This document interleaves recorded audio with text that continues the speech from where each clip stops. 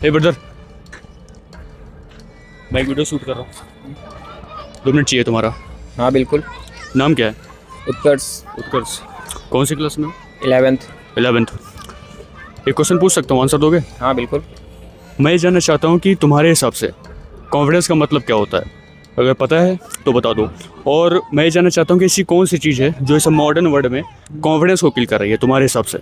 Confidence एक हिसाब से लोग मतलब अपने अंदर सेल्फ डाउट करने लगते हैं और बहुत ही ज़्यादा मतलब लोगों के अंदर डर हो जाता है कि वो बोलने से पहले बहुत ज़्यादा सोच लेते हैं, ओवर थिंकिंग कर लेते हैं, जिसकी वजह से बोल ही नहीं पाते। एक हिसाब से वहीं पर रुक ही जाते हैं वो। बिल्कुल। ये सब होता है। सो मैं तुमको बताता हूँ आखिरकार कॉन्फिडेंस होता क्या है और ऐसी कौन सी चीज़ है जो कॉन्फिडेंस को किल कर रही है।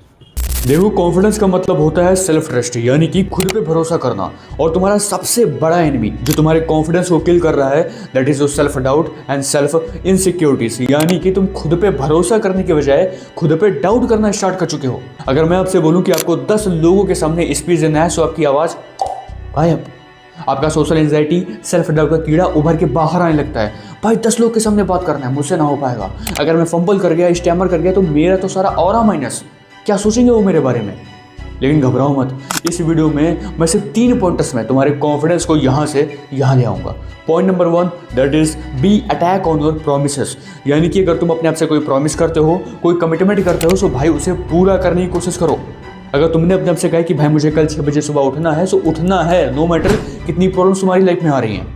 इससे होता क्या है कि तुम्हारे मेंटल मसल्स स्ट्रांग होते हैं। जब तुम्हारे पास डिफरेंट मेंटल मॉडल्स होंगे, तुम्हारी मसल मेमोरी या फिर मेंटल मसल स्ट्रांग होंगे, इस केस में तुम अपने आप को किसी भी सिचुएशन में डाल सकते हो, कंट्रोल ले सकते हो।